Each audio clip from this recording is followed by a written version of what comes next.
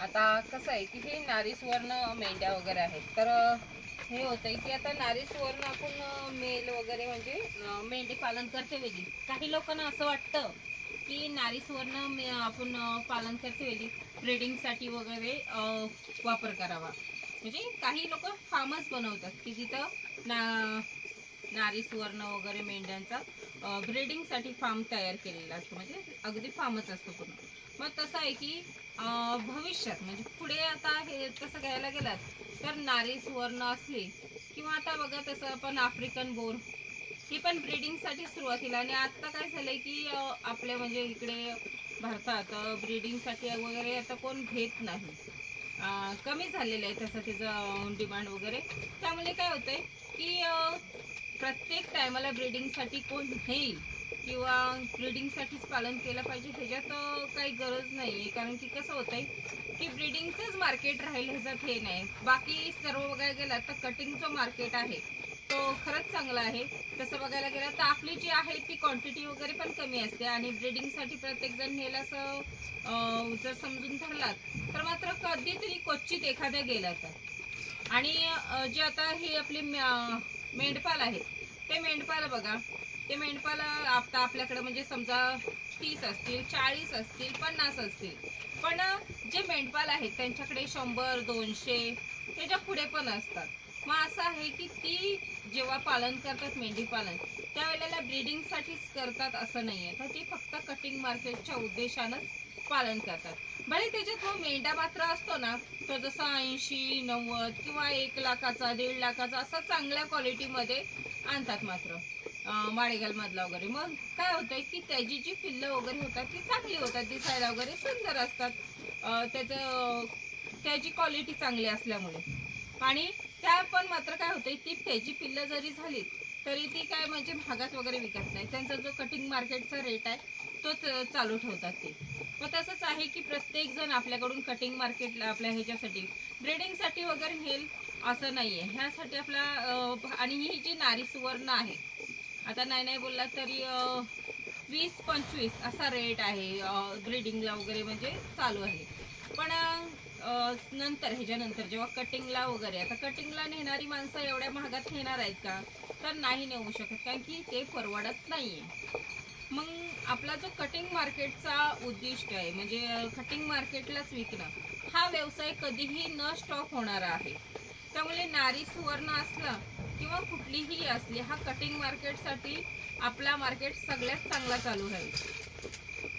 तर आता आपला हा जो कटिंग मार्केट वगैरे, तर काही लोक बघा आता मोठे मोठे हॉटेल आहेत आणि हॉटेल आता प्रत्येक म्हणजे तुमच्या भागाकडे आमच्या भागाकडे कसं आहे की प्रत्येक ठिकाणी हा वेगवेगळं हे येतं. आता नाही बोलला तर आमच्या भागाकडे हॉटेल वगैरे, तर आमच्या भागाकडे मेंढ्यांचं मटण वगैरे चालतो आणि बोकडाचं मटण सहसा नाही एवढं कोण घेत.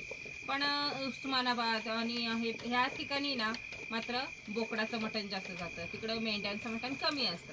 मग अशा आहे की अशा प्रत्येक ठिकाणी. आणि हॉटेलचा जो आपला मार्केट आहे कटिंग मार्केट, हॉटेलला एखाद्या हॉटेलला मोठ्या हॉटेलला कनेक्ट आपला असला तर ती लोक ठरवतात की तुम्ही एवढं एवढं आम्हाला देऊ शकता का. मग हा एक मार्केट चांगला चालतो आपला, कारण की न मागणी येते तशी आपली विक्री होते. मग त्यावेळेला तसं कोणाचं असलं तरी चालतंय की कटिंग मार्केटला पण ते खूप चांगलं जातं. आता काही लोकांना असा प्रश्न पडेल की ही जी नारी सुवर्ण मेंढ्या आहेत ते मात्र आपण 20-25 किंवा 35 पर्यंत असं जे काही असेल त्या रेंजमध्ये घेतो, आणि एवढी महागाची समजा कटिंगला विकायचं तर कसं परवडेल. तर तसं बघायला गेलात तर आपली जी माडग्याल आहे ही तर 20-25-30 पर्यंतच आहे, पण माडग्याल ही लाखात विकली जाते. माडग्याल लाखात विकली जाते, पण ती थोडे दिवस जेव्हा जेव्हा म्हणजे समजा आता लास्टचा ऑप्शन बोलला तर हा एक कटिंग मार्केटच आहे. लास्टला ती माडग्याल पण सुरी खालीच येते आणि नारी सुवर्ण पण, कारण की माडग्याल लाखात असून सुद्धा सुरी खाली येते आणि आपली ही नारी सुवर्ण आहे तीही.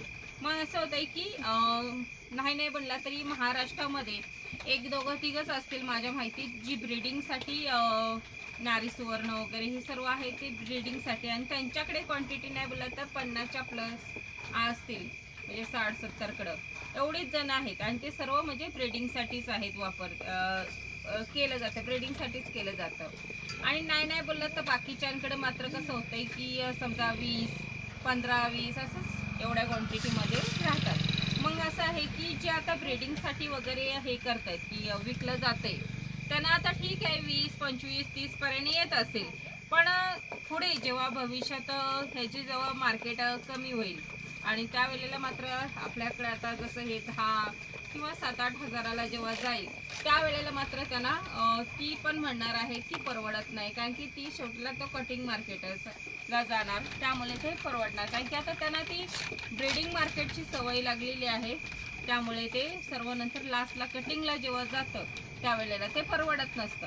म्हणून ह्याच उद्दिष्टानं आपण जेव्हा मेंढी पालन असू दे किंवा कुठल्याही जातीच्या मेंढ्या वगैरे पालन केलं तरी मात्र एकच लक्षात ठेवायचं की ह्याचा शेवट मात्र कटिंग मार्केटच होणार आहे। आणि ह्यासाठीच आहे की जेव्हा पण म्हणजे सुरुवात करतो ना आपण मेंढी पालन वगैरे, त्यावेळेला मात्र एक असा उद्दिष्ट ठेवायचं की आपल्याला कटिंग मार्केटच केलं पाहिजे। जर समजा ब्रीडिंग मार्केटसाठी जर तुम्ही हे केलात तर मात्र कसं होतंय की जाईलच असा म्हणजे हे नाहीये की आपली प्रत्येक मेंढी ब्रीडिंगसाठीच जाईल। म्हणून प्रत्येकाने विचार करते वेळी मेंढी पालनाचा जेव्हा विचार करू त्यावेळेला फक्त असा विचार केला पाहिजे की कटिंग मार्केटला सुद्धा म्हणजे कटिंगच मार्केटचा उद्दिष्ट धरून मेंढी पालन चालू करायचा, ज्याने की काय होतंय की खर्चही आपला होत नाही आणि ते कटिंग मार्केटला गेलं की आपल्याला परवडतंय।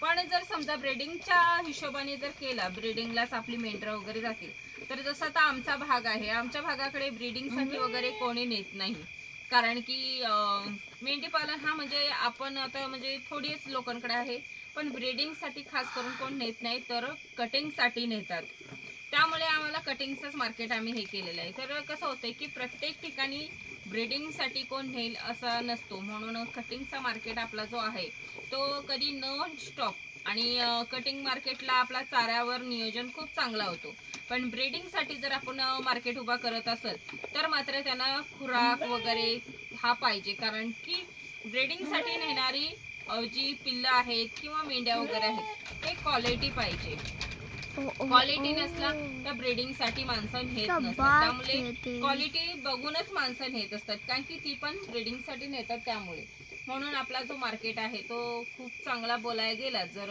कधीच प्रॉब्लेम येत नाही त्या मार्केटला आणि आपल्यालाही खुराक वगैरे देण्याची गरज नाहीये, कारण की आपल्या खिशातले 4 पैसे टाकू त्यावेळेलाच आपल्याला 4 पैसे समोरनं भेटणार आहेत। जर समजा आपण चाऱ्यावरच नियोजन ठेवलेला तर मात्र आपले 4 पैसे जात नाही, तर 4 पैसे आपल्याला येत असतात। ह्या हिशोबाने आपला प्रत्येक मार्केट आहे तो म्हणजे मार्केट जेव्हा पण आपण ठरवू त्यावेळेला कटिंगचं असणं गरजेचं आहे।